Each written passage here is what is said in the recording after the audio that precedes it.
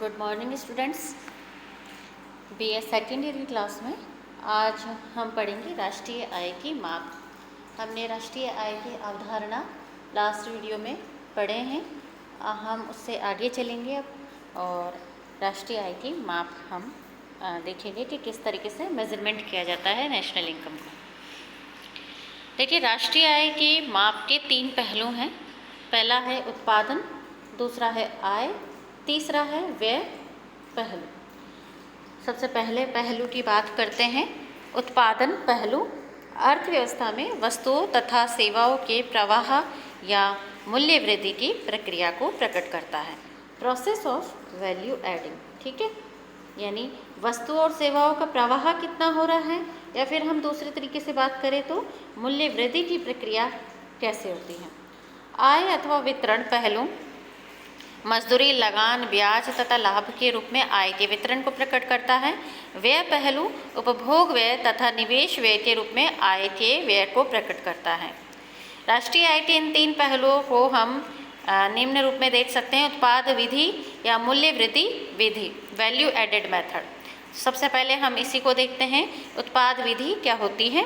उत्पाद विधि को आप मूल्य वृद्धि विधि भी कह सकते हैं या औद्योगिक उद्गम विधि अथवा शुद्ध उत्पाद विधि भी कहते हैं। उत्पाद विधि की परिभाषा। उत्पाद विधि या मूल्य वृद्धि विधि वह विधि है जो एक लेखा वर्ष में देश की घरेलू सीमा के अंदर प्रत्येक उत्पादक यानी प्रोड्यूसर, प्रत्येक उत्पादक उद्यम के उत्पादन में योगदान की गणना करके घरेलू आय को मापती है। तो प्रोडक्ट मेथड और value added method is that method which measures the domestic income by estimating the contribution of each producing enterprise to production in the domestic territory of the country in an accounting year. यानी एक लेखा वर्ष में किसी देश की domestic territory के अंदर जो भी प्रोडक्शन करने वाली इकाइयाँ हैं उनके द्वारा जो प्रोडक्शन किया जाता है और इस तरीके से जो योगदान किया जाता है उसका एस्टिमेटिंग किया जाता है, ठीक है। और ये डोमेस्टिक इनकम का, तो ये डोमेस्टिक इनकम का मेजरमेंट इस तरीके से किया जाता है। अब यानी कि या तो आप क्या कर सकते हैं, जो भी अंतिम वस्तु और सेवाओं का जो भी उत्पादन हो रहा है उनको काउंट कर सकते हैं, या फिर आप मूल्य वृद्धि की प्रक्रिया के माध्यम से आप इनकम का कैलकुलेशन या मेजरमेंट कर सकते हैं। मूल्य वृद्धि की धारणा। मूल्य वृद्धि किसी उद्यम के उत्पाद के मूल्य तथा इसके मध्यवर्ती उपभोग के मूल्य का अंतर होता है। यानी वैल्यू एडेड कब होता है, जैसे कि आप मान लीजिए ब्रेड वाला है, वो ब्रेड जो बनाता है तो उसने कंट्रीब्यूशन दिया है, ठीक है, तो ब्रेड का जो मूल्य है।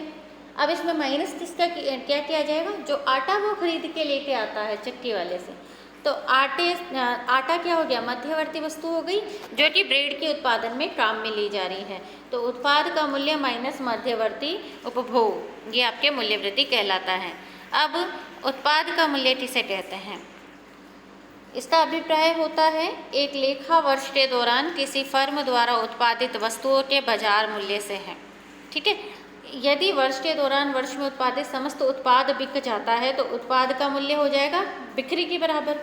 भाई, एक फर्म के द्वारा जितनी भी वस्तुएं और सेवाएं बाजार में लेके आई जाती है उत्पादन के लिए, उपभोग के लिए, बिक्री के लिए, तो अगर उसकी समस्त बिक्री हो जाती है तो वह समस्त बिक्री हो जाती है तो उत्पाद का मूल्य क्या हो जाएगा, बिक्री का मूल्य, ठीक है। लेकिन नॉर्मली होता क्या है कि जो भी प्रोडक्शन करके लाया जाता है उस उत्पादन का कुछ भाग बिना बिका हुआ रह जाता है, तब इसे फर्म के माल सूची स्टॉक में डाल दिया जाता है। वर्ष के दौरान इसे स्टॉक में परिवर्तन के रूप में व्यक्त किया जाता है। ऐसी स्थिति में उत्पाद के मूल्य को वर्ष के दौरान बिक्री तथा वर्ष के दौरान स्टॉक में परिवर्तन के कुल जोड़ के रूप में मापा जाता है। यानी वैल्यू ऑफ प्रोडक्ट क्या होगा, वैल्यू ऑफ प्रोडक्ट होगा आपका बिक्री, आपने टोटल बिक्री कितनी की, जो भी आपने प्रोडक्शन किया है उसका, फिर स्टॉक में परिवर्तन, क्योंकि जो भी आपने उत्पादन किया है वो सारा उत्पादन अगर बिका नहीं है तो वो जो रह गया है उसको आप इसमें लेकर आएंगे, ठीक है। तो ये आपका उत्पाद का मूल्य कहलाता है, यानी वैल्यू ऑफ आउटपुट। अब मध्यवर्ती वस्तुएं क्या होती हैं, मध्यवर्ती उपभोग क्या होता है ये भी देख लेते हैं।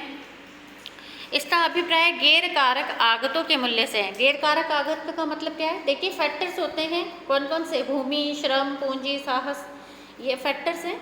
इनको जो भी उत्पादन करते हैं तो उसके बदले में इनको प्रतिफल के रूप में लगान, मजदूरी, ब्याज और लाभ मिलता है। तो अब गैर कारक कौन से हो गए? गैर कारक वह कारक है जो ये कारकों में नहीं आते, वे गैर कारक कहलाते हैं। यानी मुख्यतः उत्पादन प्रक्रिया के दौरान प्रयोग किए गए कच्चे माल के मूल्य को इसमें शामिल किया जाता है।